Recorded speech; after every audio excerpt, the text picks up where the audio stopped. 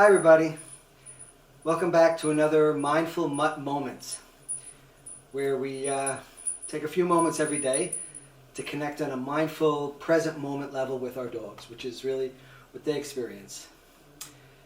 Today we're going to talk about mindful hugging with our dogs, embracing with our dogs.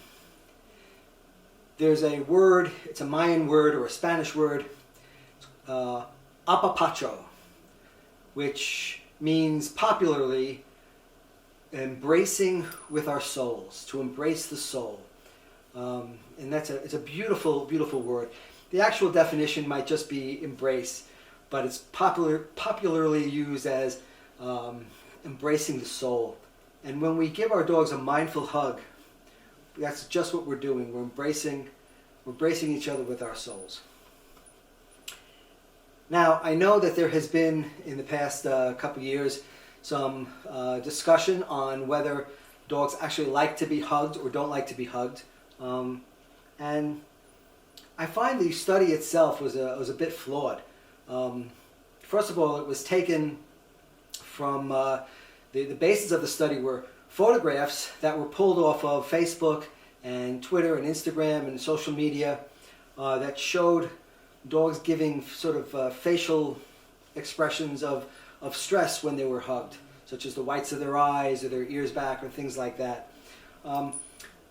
But there was no actual test to see if there was stress. In other words, they didn't take actual saliva, cortisol levels, check the cortisol levels of the dogs. Cortisol is a chemical released when we're feeling stressed. So it was just based on some visual things with that. They also didn't take into account other factors that may have made the dogs look stressed, such as the person taking the photograph, right? When you're taking a photograph of someone and a dog, you always want to get it right. So you may be saying, sit still, don't move. And that could add a whole lot of stress to our dogs. So possibly it was that. So there was no control group. There was no real scientific, in my opinion, scientifically accurate test on that. So I don't know if that you could pull a lot of really valid information out of that. However, with that said, I do believe hugging is not for every dog, nor is it for every person. If your dog does not like to be hugged, by all means, never, never, never force them to do it. That doesn't reduce stress. That increases it, adds to it. It's just it's a terrible thing. Secondly, and really important to make sure you're not running up to some strange dog you never met or you don't really know that well or that you have no rapport with and give them a hug.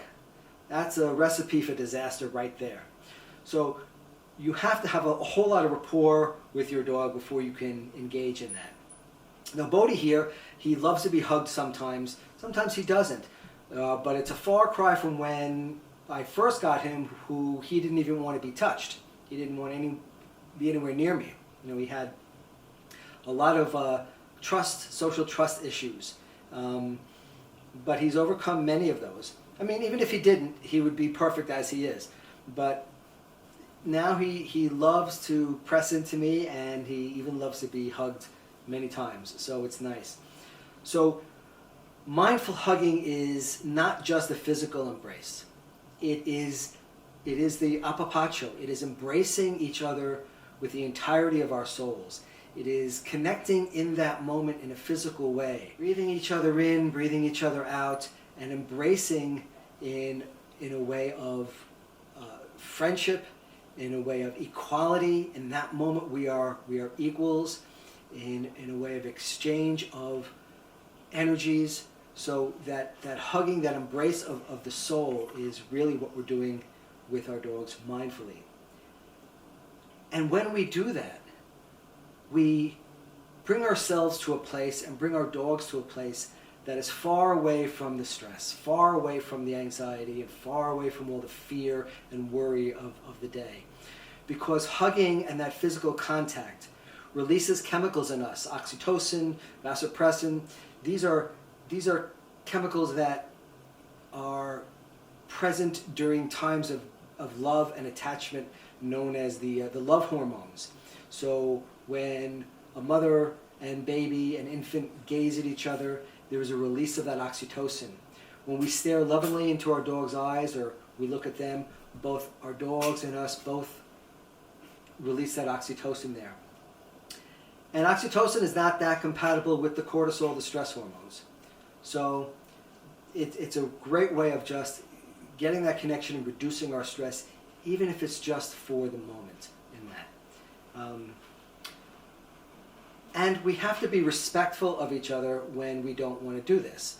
So if Bodhi said that was a great hug and that's enough, and then he decides to just kind of lay down, I'm going to be very, very respectful of him with that. Never going to force anything here. Once we force it, we're not being mindful anymore. And once we hug with the intention of gaining something from that hug, now this is a very important part. When we're mindful, if we're mindful with the intention of getting something out of it, benefiting somehow from it, it actually takes us out of the present moment and we're no longer mindful. So hugging is sort of the sheer enjoyment of it. In fact, it's a lot like listening to music. We enjoy it. We're eating our favorite foods. We love to savor the moment and savor the taste, or savor the symphonies and the music that's going on, or savoring the hugs with each other.